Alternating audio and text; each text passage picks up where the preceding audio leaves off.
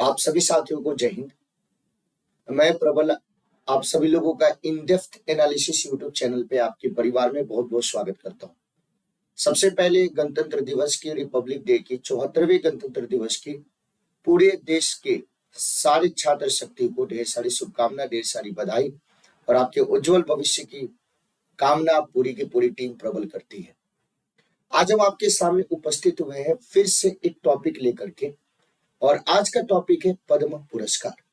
आप सब लोग जानते होंगे पद्म पुरस्कार के बारे में कि गणतंत्र दिवस से एक दिन पहले यानी उसकी पूर्व संध्या पे 25 जनवरी की शाम को ये गणतंत्र दिवस के पूर्व संध्या के अवसर पे मिनिस्ट्री ऑफ होम अफेयर के द्वारा भारत में पद्म पुरस्कार की घोषणा की जाती है। इस बार भी पद्म पुरस्कार की घोषणा की गई है। तो आज के सेशन में हम लोग समझेंगे कि पद्म पुरस्कार का अतीत क्या रहा है और वर्तमान यानी 2023 में किसको किसको ये पुरस्कार मिला है, कितने लोगों को ये पुरस्कार दिया गया, कितने लोगों को मरणोपरांत दिया गया है। साथ ही साथ हम आज ये भी जानेंगे कि पद्म पुरस्कार में लोगों को शामिल कैसे किया जाता है, उसके लिए एक समिति जो होती है वो कौन सी होती है, कौन इनके नामों की सिफारिश करता है और किन लोगों को पद्म पुरस्कार दिया जाता है। साथ ही साथ ये भी समझेंगे कि पद्म पुरस्कार की 3 कैटेगरी क्यों होती है, तीनों कैटेगरी में डिफरेंस क्या है। तो चलिए हम अपने सेशन को शुरू करते हैं। उससे पहले अगर आप इस चैनल पर नए हो तो चैनल को सब्सक्राइब करके इस परिवार का सदस्य बने। अगर आप भी भारत में शिक्षा को एक एक जरूरतमंद विद्यार्थी तक पहुंचाना चाहते हैं तो ये आपका मौलिक कर्तव्य अधिकार होने के साथ साथ ये डीपीएसबी भी आपको कहता है कि 6 से 14 साल के बच्चों तक पहुंचाए ही, लेकिन अगर आप इस समाज के अवेयर एक नागरिक हो तो सब तक शिक्षा की पहुंच होनी चाहिए। उसी कड़ी में हम आपके तक पहुंचाने का एक माध्यम बन रहे हैं और आप लोग इसे जन जन तक पहुंचाए और एक क्रांति बनाए। तो हम समझेंगे आज पद्म पुरस्कार के बारे में, एक एक चीजों को ध्यान से समझिएगा। सबसे पहले मैं आपको 2-3 छोटी छोटी बात मैं आपको बताना चाहता हूं, उसके बाद हम इसको स्टार्ट करेंगे। ये जो मैं पुरस्कार आपको बताने जा रहा हूं ये नागरिक पुरस्कार है। ये किस प्रकार का पुरस्कार है? ये नागरिक पुरस्कार है, यानी ये सिविलियन अवार्ड है। आप सब लोगों को ये पता है कि नागरिक पुरस्कार में सर्वोच्च नागरिक पुरस्कार भारत में जो दिया जाता है वो है भारत रत्न। वो कौन सा है? भारत रत्न। जरूरी नहीं है कि प्रत्येक साल भारत रत्न पुरस्कार दिया जाए, लेकिन जिस साल भी दिया जाएगा 3 से ज्यादा व्यक्ति को नहीं दिया जाएगा। मरणोपरांत भी दे सकते हैं, किसी को भी दे सकते हैं, देशी विदेशी किसी को भी दे सकते हैं। अब इसमें दूसरी जो कड़ी आती है उसको बोलते हैं पद्म पुरस्कार। ये दूसरा सर्वोच्च नागरिक पुरस्कार है और इसके 3 कैटेगरी होता है। इसमें जो सबसे बड़ा पुरस्कार होता है उसको बोलते हैं पद्म विभूषण पुरस्कार। जो दूसरी कैटेगरी होती है उससे नीचे की उसको बोलते हैं पद्म भूषण पुरस्कार, और जो तीसरी कैटेगरी होती है उसको बोलते हैं पद्म श्री पुरस्कार। यानी कहने का मतलब क्या है कि आपके द्वारा जो सेवा अलग अलग क्षेत्रों में दिया गया, वो किसी भी क्षेत्र में आपके द्वारा सेवा दिया गया, उसके आधार पे ये तय किया जाता है और समिति के द्वारा आपके नाम रिकमेंड किया जाता है और उसके बाद ये पुरस्कार आपको प्रदान किया जाता है। ये इसका मतलब क्या है? अब इसमें एक नोट समझिएगा कि इसमें आमतौर पे जो मरणोपरांत होता है वो शामिल नहीं होता है पुरस्कार, लेकिन किसी मतलब विशेष परिस्थिति में जब सरकार को लगे कि नहीं यहाँ पे उस व्यक्ति को मरणोपरांत दिया जाना चाहिए तो सरकार इसकी पहल करती है और मरणोपरांत पुरस्कार देती है।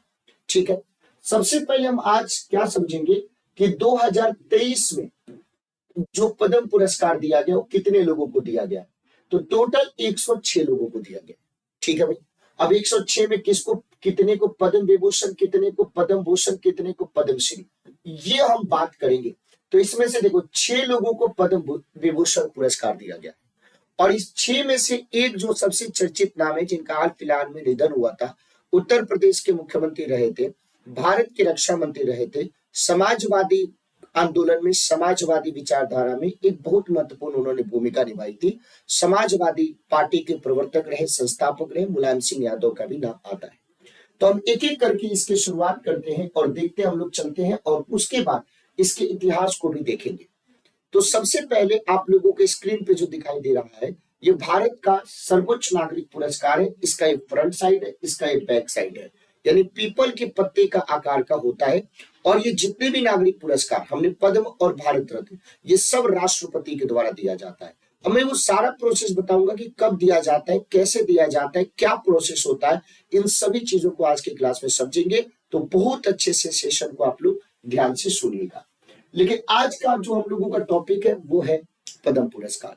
ये 3 तरीके के पुरस्कार है, आप सब लोगों को दिख रहा होगा। ये पद्म विभूषण पुरस्कार है जो सबसे बड़ा है, ये पद्म भूषण पुरस्कार है, और ये पद्मश्री पुरस्कार है। ये मेडल जो आपको दिया जाता है।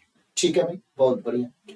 अब देखो, इस बार के जो सबसे चर्चित नाम है, जो नाम आप सब लोगों को पता होने चाहिए, वो पद्म विभूषण। ये आपके लिए ज्यादा इंपॉर्टेंट है, क्योंकि देखो पद्म भूषण और पद्मश्री ज्यादा हो जाता है, उसको याद करना मुश्किल है। तो उसमें चर्चित नामों को याद रखना है, उसके बारे में समझना है। लेकिन यहाँ पे हम लोगों को इनके बारे में जरूर जानना है कि पद्म विभूषण पुरस्कार किसको मिला है। तो ये नाम मैं आगे भी पढ़ूंगा। इसमें सबसे जो चर्चित नाम है वो है मुलायम सिंह यादव, जिनको मरणोपरांत पुरस्कार दिया गया। उसके बाद उस्ताद जाकिर हुसैन का नाम आता है, उसके बाद एस एम कृष्णा का नाम आता है, उसके बाद श्रीनिवास वर्धन जो कि यूएसए के हैं उनका नाम आता है, उसके बाद बालकृष्ण जोशी का नाम आता है, इनको भी मरणोपरांत दिया गया। उसके बाद इनका नाम आता है, तो एक एक करके डॉक्टर दिलीप का नाम आता है। तो सबके बारे में मैं बताऊंगा कि कौन से क्षेत्र से संबंधित है और किस क्षेत्र में इनको ये पुरस्कार दिया गया, किस राज्य से बिलोंग करते हैं। ठीक है भाई। अब ये है आपके पद्मश्री पुरस्कार, क्योंकि पद्मश्री पुरस्कार की फहरिस्त बहुत लंबी है। 6, 9, 15 में से हटा दीजिए, उसके बाद बचा 91, यानी 91 लोगों को, 91 लोगों को टोटल पद्मश्री पुरस्कार दिया गया है। टोटल 9 लोगों को पद्म भूषण पुरस्कार दिया गया है और 6 लोगों को पद्म विभूषण पुरस्कार दिया गया है। इस बार 2023 में आपको दिया गया है। आप लोगों को कमेंट करके ये बताना है ऑफलाइन में कि इस बार 2023 में गणतंत्र दिवस के अवसर पे हमारे मुख्य अतिथि किस देश के आपके अध्यक्ष थे, किस देश के शासनाध्यक्ष, किस देश के आपके प्रधानमंत्री, राष्ट्रपति, जो भी होता है वो कौन थे, आपको कमेंट करके बताना है। तो इनमें पद्मश्री के बारे में बात करें तो आप सब लोग जानते हैं, ये है MM कीरावानी, ये है सुपर 30 के आनंद कुमार। यानी अगर आप दिल से काम करते हैं तो चाहे क्षेत्र कोई भी हो, आपको समय आने पर एक ना एक दिन सम्मान जरूर प्राप्त होता है। राकेश झुनझुनवाला, सुमन कल्याणपुर और रवीना टंडन। तो इसमें से ये तीनों नाम आप लोग जरूर जानते होंगे, MM कीरवानी, रवीना टंडन और आनंद कुमार के बारे में। और धीरे धीरे हम लोग इनके बारे में एक एक करके आपको समझाएंगे।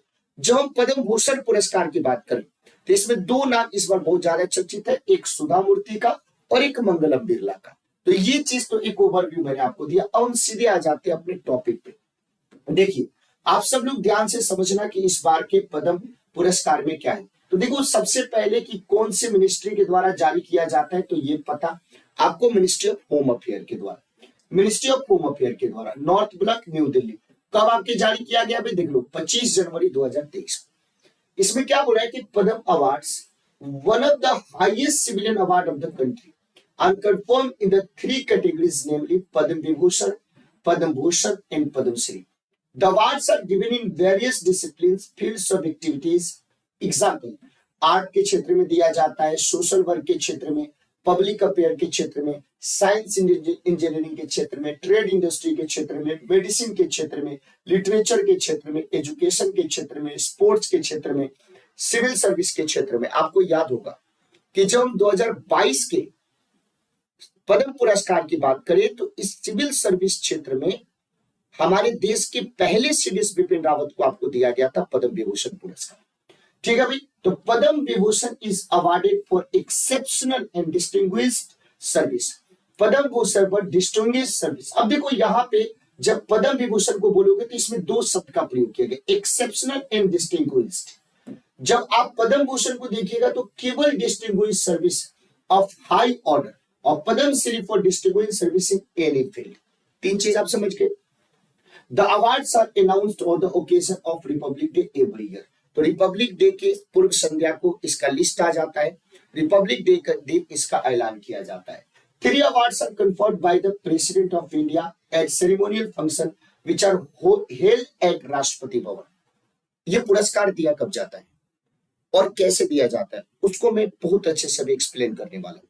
लेकिन ये बात समझिए कि जो भी सर्वोच्च नागरिक पुरस्कार है वो राष्ट्रपति के द्वारा दिया जाएगा और राष्ट्रपति के भवन में दिया जाएगा। ठीक है भाई। कब दिया जाएगा, तो अभी ऐलान हुआ है, लेकिन अभी दिया नहीं जाता है, ये दिया जाता है मार्च अप्रैल के आसपास, यानी अभी 25 जनवरी को ऐलान हुआ है, तो मार्च अप्रैल 2023 में ये पुरस्कार राष्ट्रपति भवन में दिया जाएगा। तो फॉर द ईयर 2023 यहां पे बोल रहा है कि अप्रूव्ड कंफर्मेंट ऑफ 106, टोटल कितने भाई 106 में देखो कैसे बोले कि Padma awards including 3 duo cases, in duo cases the award is counted as one as per list below, the list comprises 6 Padma Vibhushan, 9 Padma Bhushan, 9 Padma Bhushan, 9 Padma Bhushan और 91 पद्मश्री। ठीक है भाई, ये चीज। अब इसमें देखो जो सवाल आपके पेपर में पूछ सकता है कि 19 of the awardees are women, यानी 106 में से टोटल आपके विमेन कितने हैं भाई, 19 विमेन है जिनको इस बार पद्म अवार्ड दिया गया। टोटल कितने भाई 19 विमेन है। And list also includes 2 persons from the category of foreigners. इसका मतलब क्या है कि 2 लोग आपके विदेशी हैं जिनको इस बार पद्म अवार्ड दिया गया है, और साथ ही साथ 7 लोगों को मरणोपरांत ये पुरस्कार दिया गया है। इस पॉइंट को फिर से आप सुन लीजिए, फिर से सुन लीजिए कि जो 106 लोग हैं, 106 इसमें से 6 को तो दिया गया सबसे बड़ा पद्म विभूषण, 9 को दिया गया पद्म भूषण और 91 को दिया है पद्मश्री। अब इस 106 में से टोटल आपके 2 आपके जो है वो क्या है फॉरेनर, 2 विदेशी दिया जाता रहा है, इसमें कोई दिक्कत की बात नहीं। पिछले वाले लिस्ट में आपने जापान के शिंजो एबे का नाम देखा होगा। फिर 2 के बाद 9 वीमेन, 9 महिलाओं को पुरस्कार दिया गया है, और उसके अलावा 7 आपके जो लोग हैं उनको मरणोपरांत, तो मुलायम सिंह यादव को भी मरणोपरांत ये पुरस्कार दिया गया है। अब हम उस लिस्ट के बारे में बात करते हैं, एक एक करके देखो। सबसे पहले आ जाते हैं श्री बालकृष्ण दोषी, इनको भी मरणोपरांत दिया गया है। अब पद्म विभूषण में ही 3 लोगों को मरणोपरांत पुरस्कार दिया गया और पूरे पद्म अवार्ड को मिलाकर के 7 लोगों को।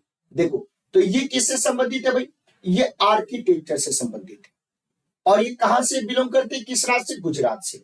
श्री जाकिर हुसैन आर्ट से, कला से संबंधित है, महाराष्ट्र से बिलोंग करते हैं। एसएम कृष्णा पब्लिक अफेयर में कर्नाटक से बिलोंग करते हैं। श्री दिलीप महालनाबिस ये आपकी मेडिसिन से बिलोंग करते हैं, ये भी मरणोपरांत और वेस्ट बंगाल से।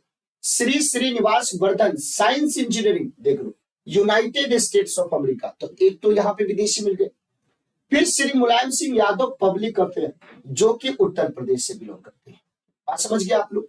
तो यहाँ पे क्वेश्चन जो आपके बनेगा कि ये व्यक्ति जिसको पद्म विभूषण मिला कौन से क्षेत्र में मिला और कौन से स्टेट से बिलोंग करते हैं। फिर देखो, फिर आ जाते हैं पद्म भूषण। तो जब हम पद्म भूषण पुरस्कार के बारे में बात करें तो 9 लोगों को मिला, नाम पर लीजिए। श्री एस.एल. भाईरप्पा लिटरेचर एजुकेशन कर्नाटक से, श्री कुमार मंगलम बिरला ट्रेड इंडस्ट्री महाराष्ट्र से, श्री दीपक धार साइंस इंजीनियरिंग महाराष्ट्र से, श्री वाणी जयराम आर्ट तमिलनाडु से, स्वामी चिन्ना जीआर अदर आपके स्पिरिचुअलिज्म से तेलंगाना में, सुमन कल्याणपुर आर्ट आपके महाराष्ट्र से, Shri Kapil Kapoor literature education Delhi, M S Sudha Murty social work Karnataka.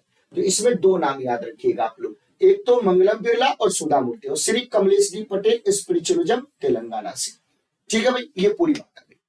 अब थोड़ा इसके इतिहास के बारे में बात करते हैं कि जब हम पहली बार इस पुरस्कार के बारे में बात करें तो 1954 में इसको स्टार्ट किया गया था। कब कब ये पुरस्कार नहीं दिया गया, तो 1978, 1979, 1993 से 1997, इसको छोड़ करके ये पुरस्कार प्रत्येक वर्ष गणतंत्र दिवस पर घोषित किए गए हैं। ये पुरस्कार 3 श्रेणी पद्म विभूषण, पद्म भूषण और पद्मश्री में आपको प्रदान किए जाते हैं। इसमें आपको समझना है। अब मैं आप लोगों को जो बताना चाहता हूं उसको ध्यान से समझना। ये आपके सबसे काम की चीज है, ये सबसे जरूरी चीज है। देखो भाई, खूब अच्छे से समझना आप लोग और सुन लेना कि आज के बाद से गलती ना हो। ये पद्म पुरस्कार जो है 1954 में स्टार्ट किया गया था, ये तो आप समझ गए। 1978 में नहीं दिया गया, 79 में नहीं दिया गया और 93 से 97 को नहीं दिया गया। इसको छोड़ करके प्रत्येक साल गणतंत्र दिवस पे दिया जाता है।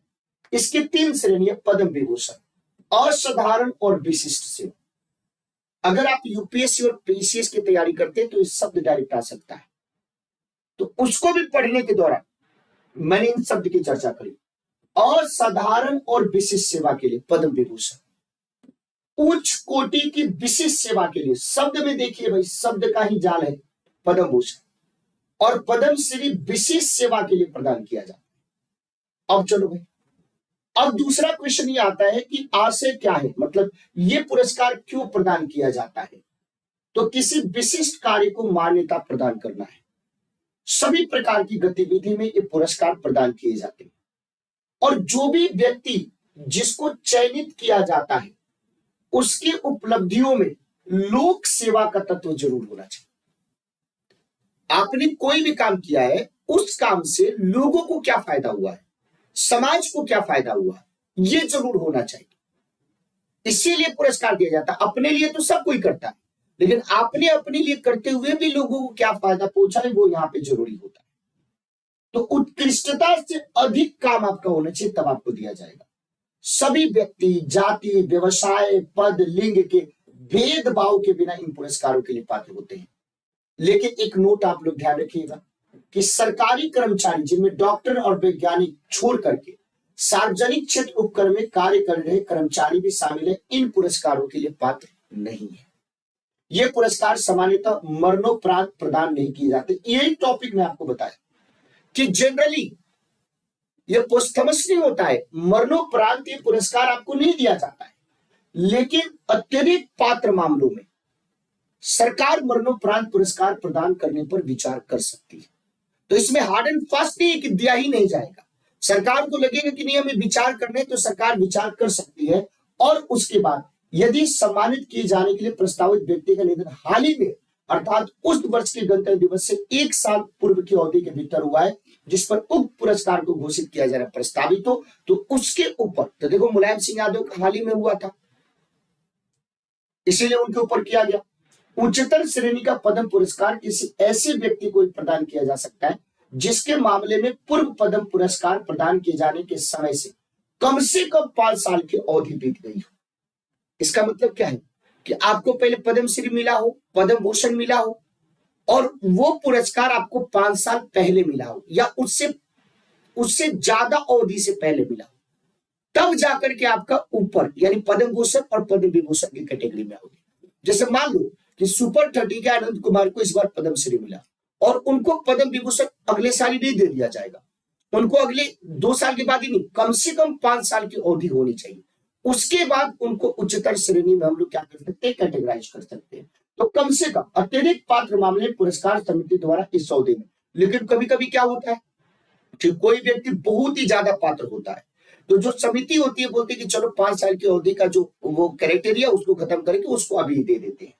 सभी राज्य, संघ, राज्य क्षेत्र सरकारों, भारत सरकार के मंत्रालय, विभाग, भारत रत्न और पद्म विभूषण हर वर्ष सिफारिश से आमंत्रित करना एक सामान्य प्रक्रिया है। अभी ऐसा नहीं कि कोई अगर आपको लगता है कि आपको पद्म पुरस्कार मिलना चाहिए, आप भी एप्लीकेशन कर सकते हैं, और जितने भी मतलब सिफारिश होता है वो भी आ सकता है। तो ये यहाँ पे एक समिति होती है, पद्म पुरस्कार समिति, उसके समक्ष रिकमेंडेशन रखा जाता है, उसके समक्ष एप्लीकेशन रखा जाता है। और पद्म पुरस्कार समिति का जो गठन है वो प्रत्येक साल किसके द्वारा किया जाता है, तो प्रधानमंत्री के द्वारा किया जाता है। अब आप मान लो कि नॉमिनेशन आप देना चाहते हो, तो नॉमिनेशन आमंत्रित करने की तारीख क्या है? अंतिम तारीख क्रमशः 1 मई और 15 सितंबर। प्रत्येक साल 1 मई को ये एप्लीकेशन शुरू होता है। अगर आपको लगता है कि हमें पद्मश्री मिलना चाहिए, तो मेरे नाम के और मेरे काम के साथ आप भी अप्लाई कर सकते हैं। तो 1 मई को शुरू करेंगे और 15 सितंबर को खत्म हो जाता है। उसके बाद जो भी नामांकन मिलेगा उसके ऊपर विचार किया जाता है। अब पद्म पुरस्कार समिति के द्वारा अब रिकमेंडेशन किया जाता है कि ये नाम हमने शॉर्टलिस्ट किया है, और किसको भेजा जाता है? प्रधानमंत्री और राष्ट्रपति, और ये दोनों का अनुमोदन जरूरी है। जैसे ही दोनों का अनुमोदन आपके जरूरी हो मतलब अनुमोदन दे दिया जाता है, उसके बाद लिस्ट को फाइनल कर दिया जाता है। अब आपके अंदर क्वेश्चन आएगा कि सर आपने बोला कि भारत रत्न प्रत्येक साल मैक्सिमम 3 व्यक्ति को दिया जा सकता है, तो क्या मान लो कि 4 साल से हमने भारत रत्न नहीं दिया तो 1 साल दिया जाएगा तो 12 लोगों को नहीं, किसी भी साल आप दो, 3 व्यक्ति से ज्यादा नहीं दे सकते। जब हम पद्म पुरस्कारों के बारे में बात करते हैं तो पुरस्कारों की कुल संख्या मरणोपरांत पुरस्कार और विदेशियों को दिए जाने वाले पुरस्कारों को छोड़ करके 120 से ज्यादा नहीं होना चाहिए, नॉट ग्रेटर देन 120। लेकिन इस 120 में हम विदेशियों को, जो 2 लोगों को मिला, मरणोपरांत जो 7 लोगों को मिला, उसको काउंट नहीं करेंगे, उसको काउंट नहीं करेंगे। इसका मतलब समझ गए? तो 9 हटा दीजिए तो 111 लोग को मिला है भी, अभी भी 9 बच गया इसमें से, तो मैक्सिमम 120 से ज्यादा आपके नहीं होनी चाहिए। घोषणा प्रत्येक साल 26 जनवरी के अवसर पर की जाती है और राष्ट्रपति भवन में पुरस्कार समारोह का आयोजन होता है। तो 26 जनवरी को किया गया और मार्च अप्रैल में राष्ट्रपति भवन में समारोह होगा और उसमें प्रॉपर तरीके से राष्ट्रपति के द्वारा ये अलंकरण आपको दिया जाएगा। अब जब ये अलंकरण दिया जाता है तो इसमें होता क्या है, ये भी तो आप सुनोगे। राष्ट्रपति का सिग्नेचर होता है और मुहर होता है, एक सनद यानी प्रमाण पत्र आपको मिलता है और तमगा यानी मेडल मिलता है। तो 2 चीज मिलता है। तो जब भी आप देखोगे तो एक तो प्रमाण पत्र आपको दिया जाता है ऐसे लपेट करके, और एक आपको मेडल दिया जाता है जो लेकर के लोग फोटो खिंचवाते हैं। प्रत्येक पुरस्कार विजेता के संबंध में संक्षिप्त ब्यौरे वाली एक स्मारिका भी समारोह वाले दिन जारी की जाती है कि किस ये व्यक्ति को क्यों दिया जा रहा है, कैसे दिया जा रहा है, इसके बारे में। तो बोले कि पुरस्कार प्राप्तकर्ता को मेडल की प्रतिकृति भी प्रदान की जाती है जिसे वो अपनी इच्छा अनुसार किसी भी समारोह आदि में पहन सकता है। तो मतलब जो ओरिजिनल है वो नहीं, एक और दे दिया जाता है कि अगर आपको लगता है कि आपको पहनना है, आप किसी भी समारोह में पहन के बैठ सकते हैं। लेकिन यह पुरस्कार कोई पदवी नहीं है, आर्टिकल 18। इसको आप अपने नाम के पीछे टाइटल में नहीं लगा सकते हैं और इससे पत्र, शीर्ष पत्र, निमंत्रण पत्र, पोस्टर, पुस्तक आदि पर पुरस्कार विजेता के नाम के आगे या पीछे उल्लेखित नहीं किया जा सकता। जैसे मानो कि रवीना टंडन को मिला तो रवीना टंडन का कोई किताब आया तो उसमें नहीं लिखा जाएगा पद्मश्री रवीना टंडन। पद्मश्री, मान लीजिए कि फिजिक्स का किताब है आनंद कुमार का, तो नहीं लिखा जाएगा आनंद कुमार पद्मश्री, नहीं लिखा जाएगा, नहीं यूज कर सकता। आर्टिकल 18 ये मौलिक अधिकार कहता है कि सभी उपाधियों का अधिकार देगा, पुरस्कार तो देंगे लेकिन उसको यूज नहीं करोगे। तो अगर मान लो कि दुरुपयोग करोगे, चूक आपसे हो जाएगी, तो इस पुरस्कार से आपको वंचित कर दिया जाएगा। कोई नकद भत्ता, बहुत बड़ी बात है कि इसके साथ कोई भी नकद भत्ता यानी कोई भी पैसा आपको नहीं मिलता है। रेल हवाई यात्रा में रियायत आदि के रूप में कोई सुविधा प्रदान नहीं किया जाता। यानी पद्म पुरस्कार आपको मिलेगा तो कोई फैसिलिटी आपको नहीं मिलेगी। भारत रत्न में मिलता है लेकिन भारत रत्न में भी कैश नहीं मिलता है, ये फैसिलिटी मिलता है, लेकिन पद्म पुरस्कार में ये कोई भी फैसिलिटी आपको नहीं मिलती है। ये पूरी की पूरी बात है। अब हमें लगता है कि हमने अपना बेहतर प्रयास किया है आपको समझाने में, और इससे बेहतर तरीके से शायद पद्म पुरस्कार के बारे में कोई और नहीं बता सकता था। अगर आप सब लोग भी चाहते हैं कि ऐसे ऐसे टॉपिक्स आप लोगों के बीच में आपके पेपर को, परीक्षा को, आपके तैयारी को ध्यान में रख करके हम लाते रहें, तो आपके भी प्यार और सपोर्ट की जरूरत है। जो बदलता हुआ परिदृश्य है, जिस तरीके से लोग पैसे के लालच में शुरू तो करते हैं, उसके बाद पैसा मिलने लगता है तो चीजों को छुपाना शुरू करते, कम बताना शुरू करते हैं। और हम लोग बचपन से सुनते आ रहे हैं कि आधा अधूरा जो ज्ञान होता है वो सबसे खतरनाक होता है।